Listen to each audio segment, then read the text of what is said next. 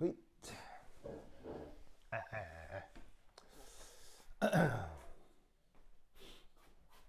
어제 저번 시간에 바로 뭘 했었냐면 형식 전화 요거에 대한 얘기를 했었거든요. 그래서 이제 오늘은 뭘 해볼 거냐면 그런 식으로 그 원자에 부여하는 전화 개념 중 또 다른 하나 바로 산화수 요것에 대한 얘기를 해볼 거예요.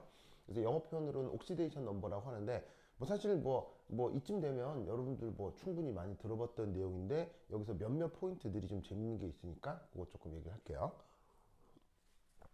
이 산화수라고 하는 건 어떻게 따지냐면 바로 그 핵심이 여기에 있는 전기 음성도 되겠습니다. 그래서 전기 음성도가 그 조금이라도 큰 녀석이 루이스 구조 안에서 주변에 있는 모든 전자를 슉슉슉슉슉 다 가져가는 무슨 말인지 알겠죠? 요런 체계가 된다. 무슨 말인지 알겠죠? 그래서 예를 들어 뭐 천지백가리로 뭐 많은 예들이 있을 수 있는데 뭐 예를 들어서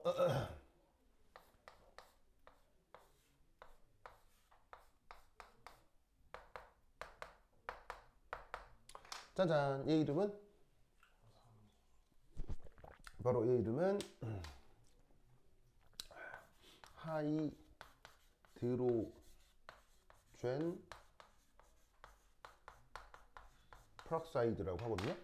그래서 얘 이름은 하이드로젠 프락사이드. 자 여기서 이 산소의 산화수 이 산소의 형식 전하 얼마입니까? 냠냠. 자 죄송합니다. 이거 형식 전하 얼마입니까? 얘 형식 전하는 0이죠. 근데 이 산소의 산화수는 얼마입니까? 얘 산화수는 여기서 1 마이너스가 될 거다 이런 말이죠. 그래서 그려진 루이스 구조 체계에서 각 원자의 형식 전하를 따지는 거, 산화수를 따지는 거는 완전 이제 다른 체계가 되는 건데 형식 전하는 어제 얘기했고 산화수 같은 경우는 어떻게 하라고요? 전기음성도 큰 게 주변 전자를 다 가져간다고 했죠. 그럼 여기 있는 이산소 같은 경우는 주변 전자가 어디에 있느냐? 이렇게 산소하고 산소 사이 결합도 있고 산소 수소 결합도 있죠. 그리고 이 산소 주변에 비공유 전자도 있고. 그럼 이 산소는 이 주변 수소에 비해서는 전기음성도가 월등히 크죠, 그렇죠? 그럼 이 산소가 이 주변에 있는 수소를 다 가져가요. 내 거 우리 가져가. 자, 근데 산소하고 산소는 전기음성도가 어디가 더 커요? 똑같잖아요. 그럴 경우에는 동일한 원소 사이에서는 그 전자를 이렇게 양분해서 가져가는 수밖에 없어요. 알겠죠? 그럼 이 산소는 지금 전자를 몇 개 획득하느냐? 짜잔, 아니지, 짜잔, 7개 이렇게 획득하게 되는 거다 이런 말이지. 알겠죠? 근데 원래 산소의 최외각 전자는 6개. 근데 지금 7개가 됐으니까 몇 개가 많아졌죠? 하나가 많아졌으니까 산화수는 1마이 낮죠. 알겠죠? 알겠죠? 알겠죠? 그래서 이제 이렇게 따지는 체계라 뭐 사실은 뭐 여러분들 뭐 크게 뭐 어디 어색함은 없을 거예요. 많이 해본 적이 있으니까. 그래서 여기서 이제 특히나 이 포럭사이드 라는 말이 있죠. 이 포럭사이드라는 말의 뜻이 뭐냐면 산소의 산화수가 1 마이너스 인 상황에 쓰는 그 접두사 전미사 표현이 포럭사이드예요. 그래서 여기서 산소가 산화수가 1 마이너스인데 그거를 지금 이렇게 표기한 거다. 이렇게 되는 거죠. 그래서 이제 이렇게 그 뭐냐면은 산화수가 결정된다라는 거 꼭 알아두시고 그 다음 또 이제 어떤 거 해볼 것이냐. 어,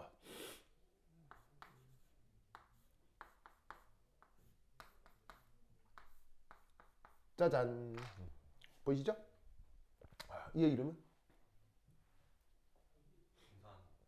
붕산이요. 붕산은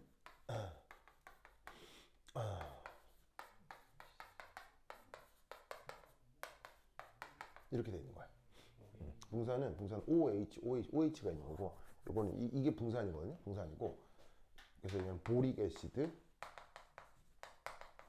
얘는 이제 산소가 빠져 있죠. 요거 같은 경우 재상 뭐라고? 재상이는 왜 이렇게 똑똑해요 사람이? 와 진짜 역시 사람은 외모로 판단하면 안 돼. 진짜 재상이 대단해. 그래. 그래서 얘 이름이 뭐라고? 보레인. 보레인이에요. 보레인. 그래도 아주 유명한 녀석인데.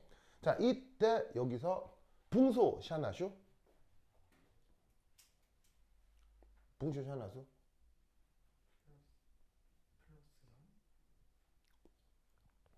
동영. 붕소 샤나수.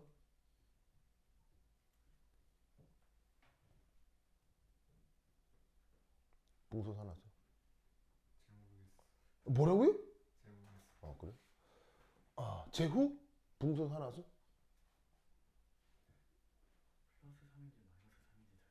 그런 거예요? 좋아. 시우? 붕소 샤나수? 어. 플러스 3. 좋아. 자, 따질 때 뭐로 따진다고요? 산화수는? 전기음성도로 따진다고 했죠? 그럼 이제 여기서 뭘 판단해야 되겠느냐? 여기 있는 뿡쇼하고 여기 있는 슈쇼의 뭐 비교? 전기음성도 비교를 해야 될 거다. 이런 말이지. 뭔 뜻인지 아시겠죠? 자, 그러면 둘 중에 어디가 클 것이냐? 두구두구두구두구 어디가 더 크다? 전기음성도가 짜잔. 수소 쪽이 더 전기음성도가 크다니. 그래서 여기에 있는 붕소 전기음성도 얼마? 붕소 전기음성도? 붕소 전기음성도가 2 정도가 나오고 여기 있는 수소가 얼마쯤 된다고 그랬어요? 2.2, 2.1 이 정도 된다고 했죠? 여하튼 눈곱만큼만 더 커도 전기음성도가 큰 거예요. 아시겠죠? 그럼 이때 여기에 있는 요 결합전자 얘를 누가 다 가져간다? 얘를 전기음성도가 수소 쪽이 더 크니까 요 수소가 이 전자를 다 가져가는 거예요. 뭔 말인지 아시겠죠? 아시겠죠? 그러면 이때 요 붕소는 전자를 몇 개 획득하게 되는 거예요. 이런 식이라면 붕소는 지금 전자 몇 개 획득할 수 있어요? 전혀 획득할 수 없죠. 그렇죠? 원래 붕소는 최하각 전자가 몇 개? 3개인데 이 3개 다 하나도 가져갈 수가 없어요. 그러면 몇 가 플러스가 되겠어요? 얘는 3 플러스가 된다. 이런 얘기지. 그럼 덩달아 여기 있는 요 슈소는 산화수가 어떻게 되겠어요? 요 수소는 산화수가 1 마이너스가 된다. 이런 말이에요. 여러분 아시겠죠? 그래서 이제 요것이 바로 보레인의 루이스 구조에서 형식 전화가 부여되는 방식이에요. 자, 근데 이때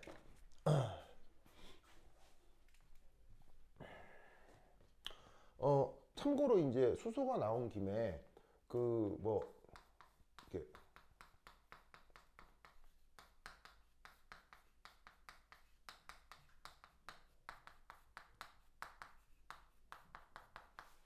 저 수소에 대한 약간 여러 산화수에 대해서 뭐 나온 김에 슬쩍 얘기를 하면, 자, 원래 수소는 전기적으로 중성일 때 전자 배치가 어떻게 돼요? 1s1 이렇게 되죠? 그렇죠? 그래서 최외각 전자가 몇 개 있음이야? 최외각 전자가 하나 이렇게 있다 이런 말인 거지. 됐죠? 자, 이 상태에서 얘가 요 슈쇼가 만약에 그 하나의 전자를 잃으면 얘가 뭐 이온가가 뭐가 돼? 1 플러스가 되는 거지. 전자가 없어. 1 플러스야. 자, 그럼 이제 이 수소의 전자 배치는 어떻게 되겠어? 1s 빵 이렇게 되겠지. 빵 이렇게 되겠지. 그치. 굳이 전자 배치를 쓰자면 이렇게 되는 거 아니야. 자, 근데 한 오비탈에는 전자가 최대 몇 개까지 들어갈 수 있어? 2개까지 들어갈 수 있잖아. 2개. 그걸 무슨 뭐 법칙이라고 하지? 무슨 그거 뭐냐면 무슨 원리라고 하지? 파울리 베타울리라고 하지. 그래서 한 오비탈에는 전자 2개 들어가. 그러면 이 수소가 원래 전자 하나 있는 상태에서 또 다른 전자를 이렇게 받아들이게 될 수 있다 이런 말이야. 그러면 이 수소는 지금 이온가가 어떻게 된다? 1 마이너스가 된다 이런 말이죠. 뭔 말인지 아시겠죠? 알겠죠? 그럼 이때 요 전자 배치와 요 이온가들에 대해 요 녀석은 각각 이름이 마구마구 달라요. 자, 이럴 때 얘 이름이 뭐죠? 이럴 때 이름이 하이드로젠. 그 다음 이렇게 돼 있을 때 이름이 뭐죠? H 플러스일 때 이름이 뭐죠? 프로톤. 프로톤의 또 다른 뜻은?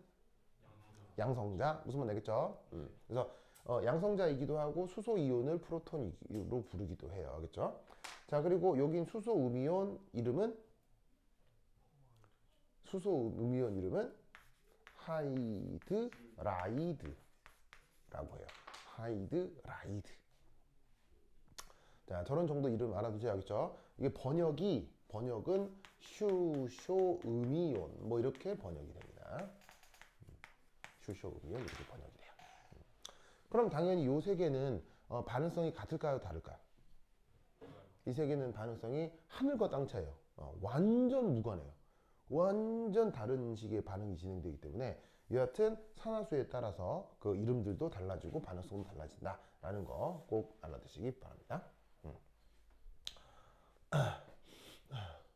이 보레인 이거 어디서 많이 썼다고 했죠? 들은 적 있는 것 같아요. 보레인 이거 어디서 이게 이 보레인이 묘하게도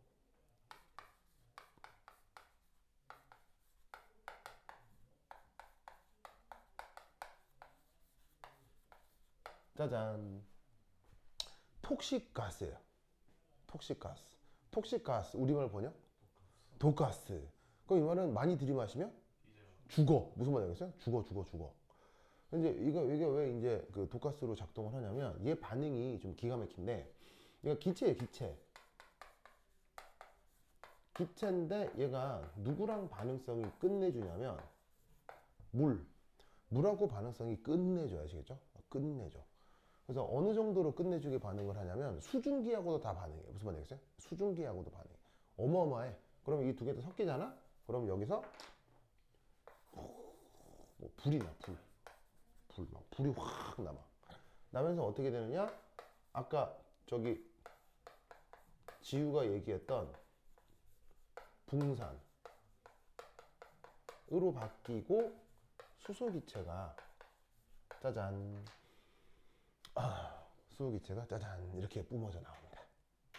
근데 이때가 반응이 이게 어마어마한 발열이에요. 이게 어마어마한 발열이어서 막 불이 나요. 버저버저 불이 나요.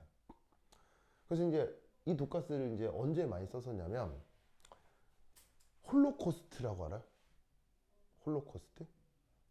제노사이드. 민족 학살. 언제? 세계제 2차 대전.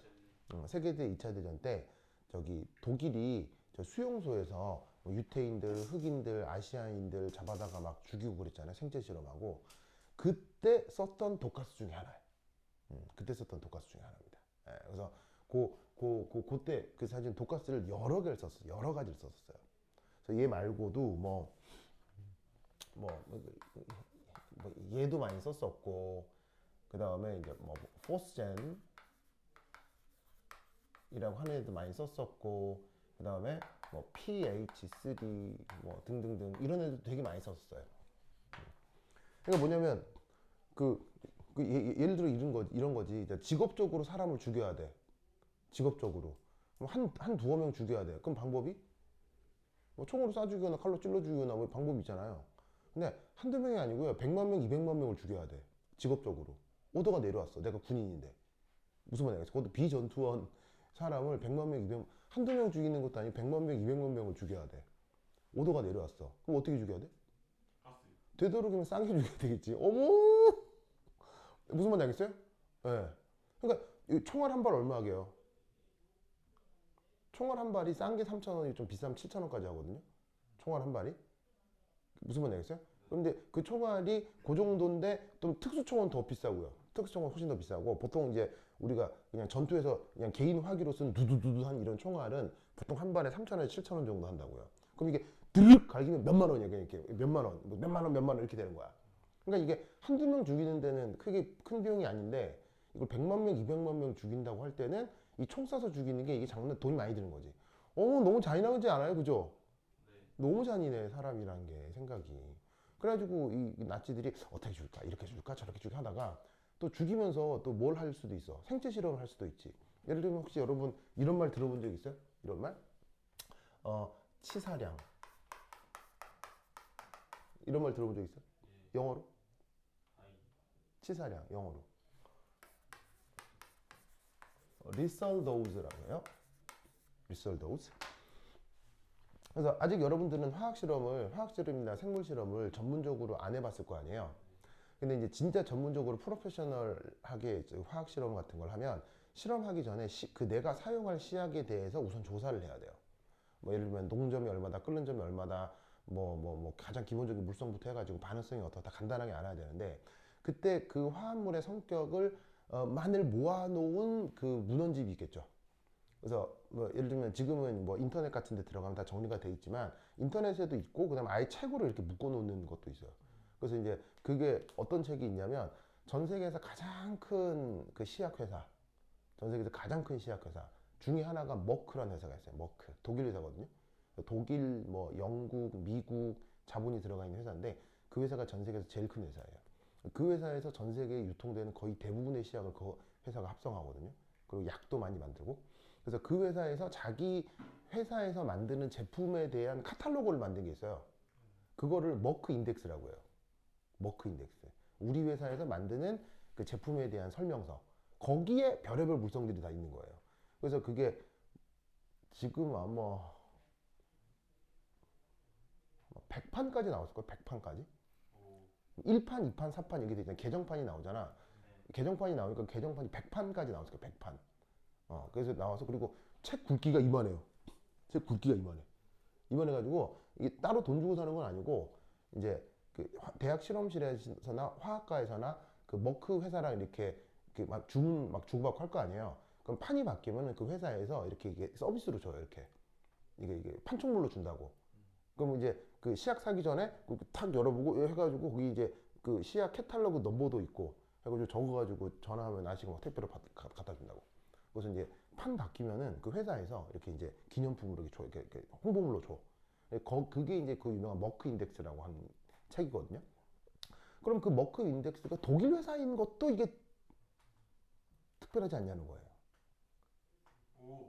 왜 그 머크라는 회사가 독일 회사겠냐는 거예요. 무슨 말인지 알겠어요? 그 머크 인덱스에 뭐가 들어가 있냐면 시약마다 몇몇 시약에 리설 도우즈가 들어가 있어요. 그럼 리설 도우즈는 어떻게 알 수 있죠? 해봤으니까. 무슨 말인지 알겠죠? 근데 사실은 리설 도우즈는 중요한 데이터예요, 안 중요한 데이터예요? 굉장히 중요하죠. 굉장히 중요한데 어떻게 알 수 있다? 해봐야 알 수 있다. 그래서 이때 2차 세계대전 때 이 독일 애들이 요 하고 일본 애들이 일본은 731 부대에서 그래서 이 세계적인 시약 회사 중에 일본 회사도 있어요. 나카무라라는 회사가 있거든요. 그 회사가 또 세계적인 시약 회사예요. 이상하지 않나요? 그쵸? 이상하잖아. 그지? 그렇지. 그 무슨 말인지 알겠어요? 하여튼 나쁜 놈들이 많아요. 세상엔. 세상엔 악인이 많아. 제가 어떻게 생각해? 이렇게 막 사람을 대량으로 죽이고 막 이런 거. 뭐 생각하네?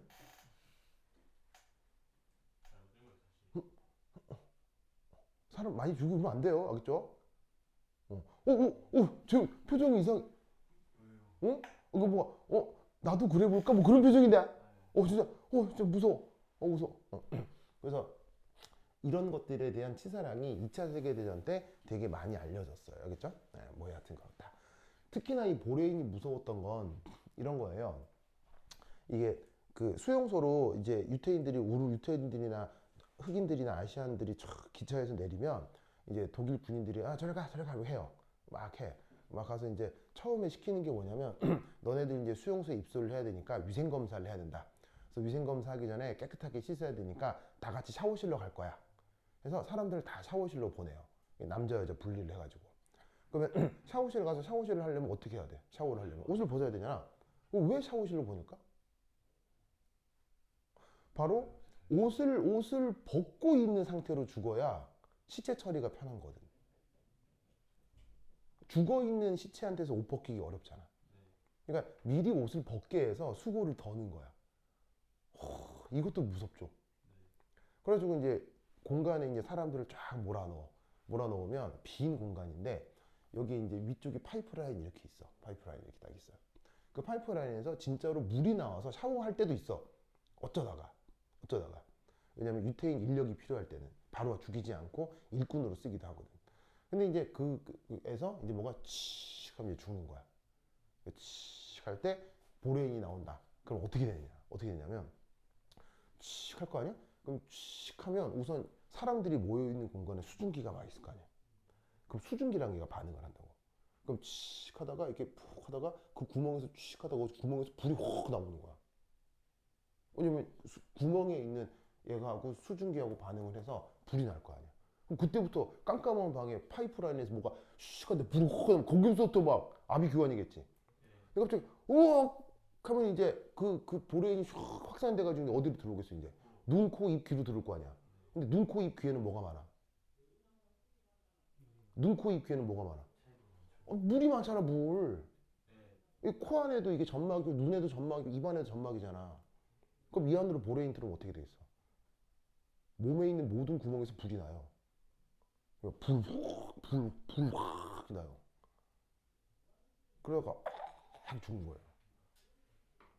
죄송합니다. 너무 무섭죠? 무섭죠? 그래. 그렇지. 즐겁죠? 즐겁죠? 응? 아니, 아까 자기 표정이 막 즐기는 표정이었다니까요? 진짜. 사람 무서워. 자, 어쨌건. 그래서 하여튼 그 보레인. 알겠죠? 그래. 됐다. 자, 그 다음 산화수 또 하나 재밌는 게 따져볼게. 또 하나 예시가. 짜잔. 이런 녀석이 있습니다. 이런 녀석이 있습니다. 자, 이 산소 산화수는 얼마일까요? 산소 산화수는 여기서 이제 E-가 되거든요. 자, 이때 철의 산화수는 얼마일까요? 철의 산화수가 얼마일까요? 바로 봐. 여기선 3분의 8 플러스가 돼야 되겠죠, 그렇죠? 그래야 전체적으로 뭐가 될 테니까요? 중성이 될 테니까요. 자, 그런데 따지다 보면 이런 식으로 금속하고 그 비금속이 모여 있는 이런 고체 결정 같은, 그러니까 얘가 이제 이름이 뭐냐면 얘가 자철광이에요. 자철광, 얘 이름이. 그래서 자철광의 자자는 무슨 뜻일까요? 자철광의 자적은 자석할 때 그 자자예요. 그래서 여러분 혹시 어릴 때 그 초등학교 다닐 때 그 꼬마 막대기 자석 알죠? 그 파란색, 빨간색 페인트 칠해져 있고, 걔가 얘로 돼 있어요. 물론 이 그 자석 중에 막 어마무시하게 강한 애들도 있거든요.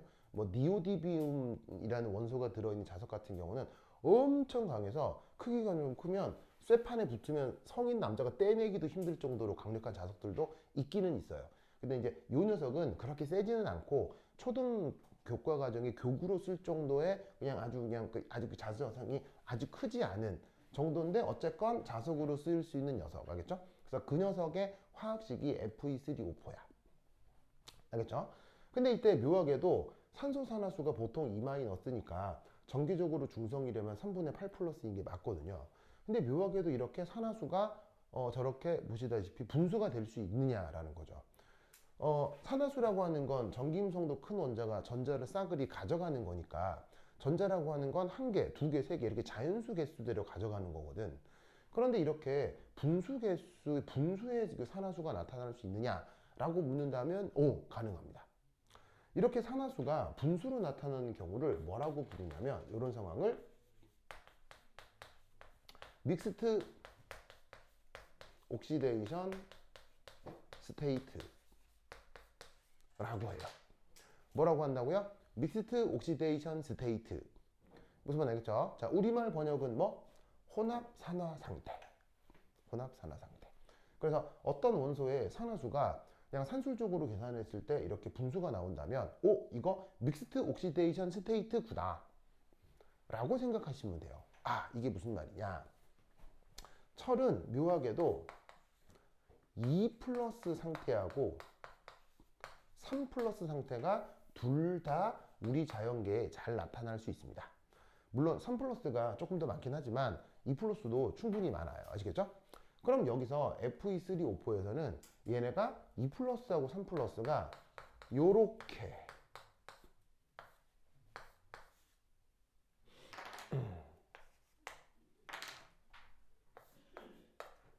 요런 비율로 존재하게 되는 거예요. 그래서 산소산화수 E-인 건 맞는데 세 개의 철이 동등한 게 아니라 하나는 2 플러스, 둘은 3 플러스인 것들이 섞여서 나타나는 산화수인 것입니다. 무슨 뜻인지 아시겠죠? 그죠, 그죠? 네, 그래서 이때 분수산화수가 나타나면 이렇게 되어 있을 가능성이 굉장히 높다. 무슨 말 알겠죠? 그래서 이때 요 3분의 8 플러스는 여기에 있는 요 세 개의 평균 산화수가 되는 거죠.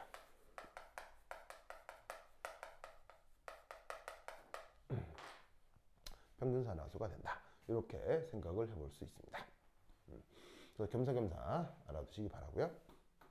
여러분 학교 시험에 한 번 뭐가 나온 적이 있냐면 바로 이제 스피넬이라는 말이 한 번 나온 적이 있거든요. 스피넬. 스피넬이라고 하는 게 뭐냐면 바로 여기에 있는 이 녀석의 결정 구조예요. 근데 이제 결정 구조 문제는 그 뭐 1학기 때는 잘 안 나오고 보통 2학기 때 나와서 뭐 이번 시험에 바로 나오지는 않을 것 같은데 여하튼 FE354라고 하는 녀석이 스피넬 구조예요. 그래서 이 스피넬 구조에 대한 문제가 여러분 학교에 과거에 한 번 나온 적이 있는데 구조 분석이 조금 어렵긴 합니다. 조금 어렵긴 한데 뭐 학교에서 언급을 하게 된다면 그때 다시 한번 얘기를 해줄게요. 뭐 여하튼 그렇다. 그래서 이렇게 이 전기음성도 기준으로 뭐냐면은 산화수를 따질 수가 있는데 이게 3 이게 이제 뭐가 있을 수 있냐면 이거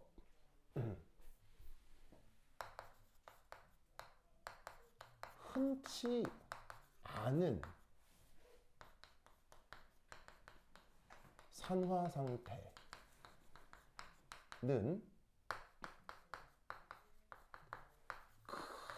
큰 반응성을 뜻합니다.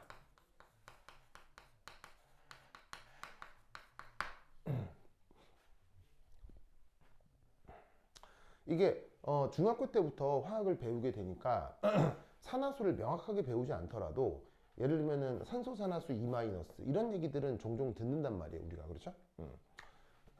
그런데 따지다 보면은 이게 산화수가 이게 보시다시피 그 뭐냐면은 평소에 나오는 거랑 좀 다른데 이럴 경우에 아주 특별한 반응성 등등등이 나타날 수 있어요. 그렇죠? 아주 특별한 반응성, 큰 반응성 혹은 특별한 반응성.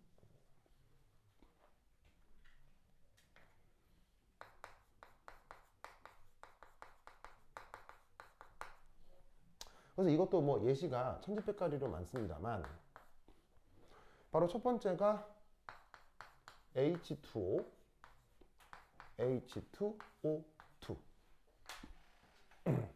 자, H2O에서 산소산화수는 어떻게 되죠? E-죠. 그죠? E-고. 그 다음에 여기 있는 H2O2에서 산소산화수는 어떻게 돼요? 산소산화수는 예를 들면은 1 플러스가 1 마이너스가 되죠. 그러면 산소산화수는 E-인 게 흔하죠. 맞나요? 왜 그렇죠?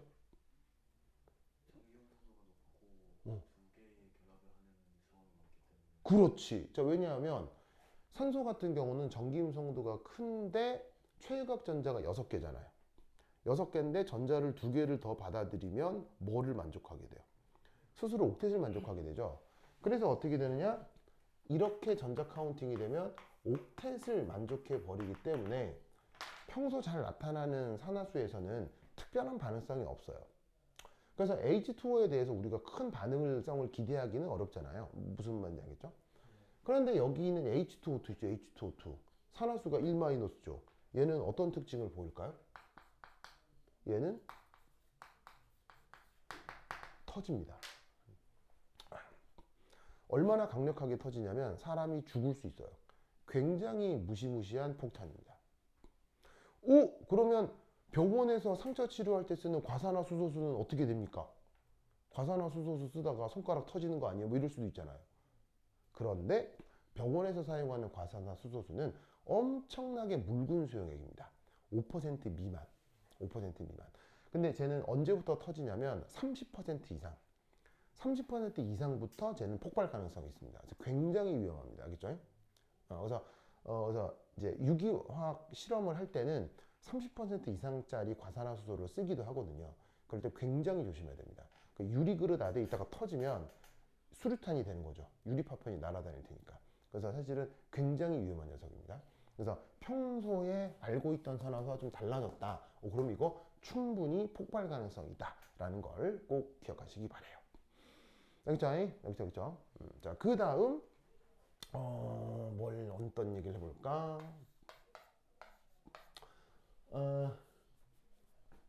어떤 얘기를 해볼까? 어떤 얘기를 해볼까? 어떤 얘기를 해볼까?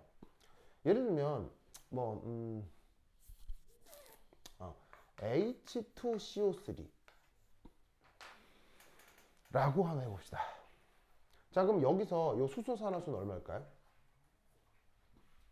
요 수소산화수는 얼마일까요? H2CO3에서 수소산화수는 1 플러스일 거 아니에요, 그렇죠? 이때 이제 이 녀석의 역할은 뭐냐면 약산이죠, 그죠? 그리고 약산의 정도가 사실은 뭐 그렇게 크지 않잖아요. 그래서 얘가 아예 녹아있는 물을 우리가 벌컥벌컥 먹기도 하고. 무슨 말인지 알겠죠? 그래서 이제 그 탄산이라고 하는 녀석인데, 근데 이 수소가 예를 들어서 자 이렇게 존재한다 라고 하면 요 수소의 산화수는 얼마일까요? 이렇게 있으면 요 수소 산화수는 어떻게 될까? 바로 1 마이너스가 됩니다. 리튬은 1 플러스가 되고요. 얘를 뭐 굳이 억지로 루이스 구조를 한번 표현해 보자면, 리튬에는 최외곽 전자가 몇 개가 있어요? 리튬에는 최외곽 전자가 하나가 있죠.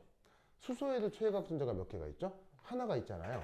만약 이 두 개가 엮여서 이렇게 공유결합 분자를 이룬다라고 했을 때, 여기서도 뭐 비교를 해보자? 전기음성도 비교를 해보자. 그러면 수소 전기음성도는 얼마? 2.2. 근데 리튬 전기음성도는 얼마? 1 정도입니다. 무슨 말인지 알겠죠? 1. 그래서 리튬뿐 아니라 알칼리 금속, 그래서 리나 카 얘네들 있죠? 리튬, 소디움, 포타슘. 얘들의 이게 뭐냐면 전기음성도는 대략 1 근처입니다. 좀 크면 1.1, 작으면 0.9. 아시겠죠? 그래서 이제 알칼리 금속의 이게 뭐냐면 전기음성도는 1 근처예요. 어쨌거나 어디가 더 큽니까? 여기에 있는 수소 쪽이 더 크죠. 그래서 이 두 개의 전자가 요렇게 수소가 다 가져가게 되는 거죠. 그럼 이때 어떻게 되느냐? 여기에 있는 수소가 전자를 두 개 가지니까 이온가가 1-가 되고 리튬은 1 플러스가 되는 거지. 이럴 때 이 리튬 하이드라이드에서 이 리튬의 역할은 초강력이에요. 초강력입니다. 그래서 유기화학 반응에서 사용할 수 있는 무지막지하게 강력한 강염기가 되는 겁니다. 뭔 뜻인지 아시겠죠? 아시겠죠?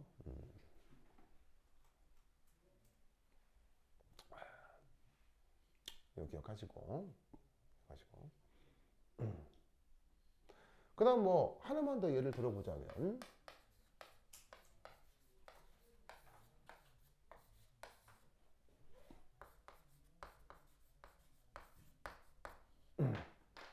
자 요런 애들도 있을 수 있거든요.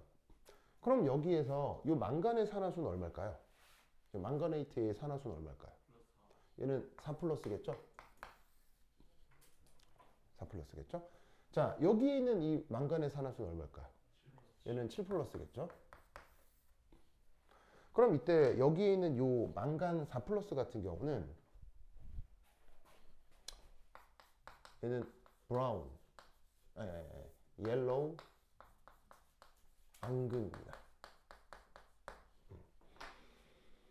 앙금이 된다는 얘기는 뭐 심각한 반응성이 있지는 않습니다. 그렇죠? 그래서 물에 넣어놔도 녹지도 않고 바닥에 잘 깔아앉아 있거든요. 근데 망간 7 플러스면, 자 참고로 여러분 망간에 전자 배치 어떻게 돼요? 망간은 전자가 총 몇 개가 있어요? 망간은 원자번호 몇 번이에요? 망간은 스티브크망 25번이거든요. 그럼 얘 전자 배치가 어떻게 되냐면 18개까지는 알곤이랑 똑같고, 그럼 25 빼기 18 하면 전자 몇 개 남아요? 7개 남잖아요. 그 7개 전자가 3d5 4s2 이런 전자 배치를 갖는 게 바로 망간의 전자 배치가 된다 이런 말이에요. 무슨 말 되겠죠? 그럼 여기에서 7 플러스라 함은 전자가 몇 개 빼앗겼다는 얘기예요. 전자를 7개 빼앗겼다는 얘기죠. 그럼 7개 빼앗기면 여기 있는 전자들 2개, 5개에서 이기 전자가 다 뺏긴 거 아니야. 그럼 내부에 알곤 전자 배치가 될 때까지 전자가 다 뺏긴 거니까 현재 이 망간은 전자 밀도가 높겠어? 전자 밀도가 극도로 낮겠어? 전자 밀도가 극도로 낮겠지. 그래서 이 망간은 여기서 어떻게 사용하느냐? 더 스트롱기스트 산화제. 인간이 쓸 수 있는 산화제 중에서 제일 세요. 그렇죠? 가장 강력한 산화제입니다. 그래서 어떻게 되냐면 어떻게 되냐면 이런 나무 있죠, 나무나 종이 같은데 한 방울만 떨어지면 확 하고 불나요. 확 불나요. 그래서 웬만한 유기물은 완전 다 태워버리는 엄청난 산화제입니다. 무슨 뜻인지 아시겠죠?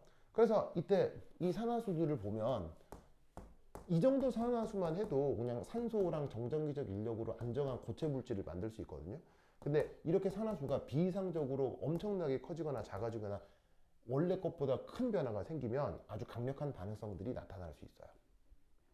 알겠죠? 그래서 기존에 우리가 알고 있는 물질들에서 산화수가 어떤지를 생각해 뒀다가 지금 현재 보이고 있는 이 물질의 산화수가 평소보다 너무 벗어났다 라고 하면 굉장히 위험함을 생각을 해야 돼요. 무슨 말이 되겠죠? 그래서 평소보다 아주 다른 산화수를 가지면 굉장히 위험하다. 무슨 말이 되겠죠?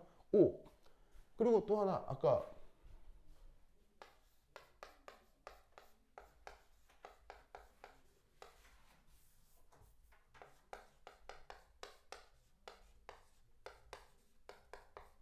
이거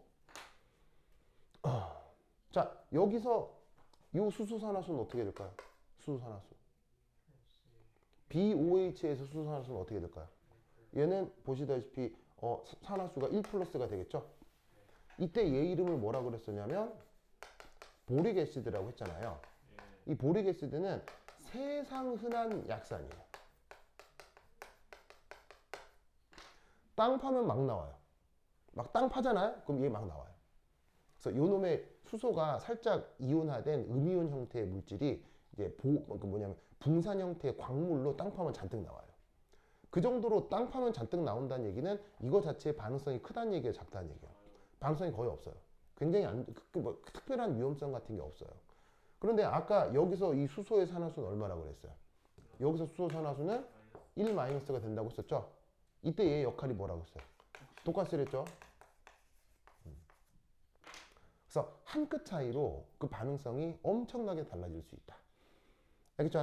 논리도 같이 기억해 두시기 바랍니다. 오케이, 됐다. 고다음 자, 여기 줄게요. 여기 줄게요. 여기 줄게요. 여기 줄게요. 지우자.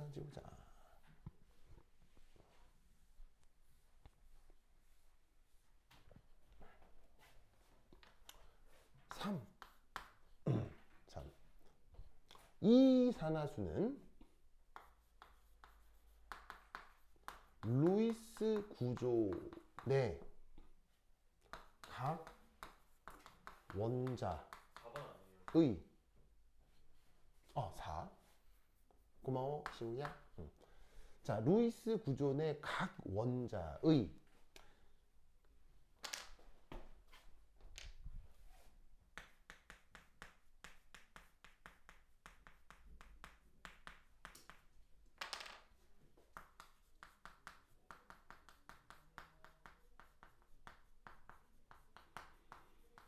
전자 밀도를 반영합니다. 전자 밀도. 자, 저번 시간에 형식 전화에 대한 얘기를 했었는데요. 형식 전화는 무슨 분포를 반영한다고요? 형식 전화는 원자 주변에 무슨 분포를 반영한다고요? 형식 전화는 원자 주변에 무슨 분포를 반영한다고 어제 얘기했잖아요. 어제 필기 있을 거 아니에요? 원자. 제가 어제 필기 안 했죠. 원자의 전하분포. 원자 주변에 전하 분포라고 했죠. 전하 분포. 이건 전자 밀도 분포. 이 차이 알겠어요? 차이 알겠어요? 자, 어제도 얘기했지만 전하는 무엇과 무엇으로 구성돼요? 전하는 바로 핵전하와 전자밀도. 이게 더해진 게 전하분포라고요. 무슨 말씀인지 아시겠어요? 예를 들어서 뭐 핵전하가 6 플러스다. 알겠어요? 6 플러스다. 근데 전자가 8개 있다. 그러면 전하가 얼마가 되는 거예요? 2 마이너스가 되는 거죠. 무슨 말인지 알겠어요? 핵이 6 플러스인데 전자가 8개 있다. 그러면 걔의 전하는 2 마이너스가 되는 거죠. 무슨 말인지 알겠어요? 그걸 반영해 주는 게 형식 전하라고요. 근데 산화수는 그게 아니라 산화수는 원자핵이 6 플러스고 전자가 8개 있다면 그럼 예를 들면 예를 들어 6 플러스에 만약에 전자가 8개가 있다. 이렇게가 되면 형식 전하는 6 플러스 8 마이너스가 다 더해진 2 마이너스에 대한 뭐 숫자가 일제를 대응된다는 게 아니고 전체에 대한 이 전하를 형식 전하로 상대적인 설명을 해주는 거예요.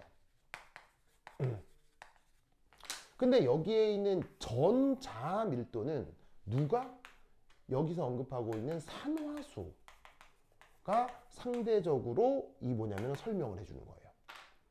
무슨 뜻인지 아시겠죠? 그래서 산화수라고 하는 건 현재 전자 밀도가 상대적으로 높냐 낮냐 이걸 얘기해 주는 거고, 형식 전하는 그 전자 밀도에 원자 핵 전하를 더해서 걔가 전반적으로 이온가가 플러스일지 마이너스일지를 보여주는 요소가 형식 전하가 되는 거예요. 무슨 뜻인지 아시겠죠? 그렇죠? 그러면 이 형식 전하와 산화수를 한꺼번에 생각해 주게 해주는 문제가 거기 보시면 21페이지에 교재 21페이지에 연습문제 7이라고 있을 거예요. 자, 21페이지 연습문제 7 찾았대요? 21페이지 연습문제 7 찾았대요? 요거. 요게 어떤 내용이냐? 부터 1-10분 쉬었다도록 하겠습니다. 환실 거두세요. 자, 영어로 되어 있는데 한번 읽어보시구랭.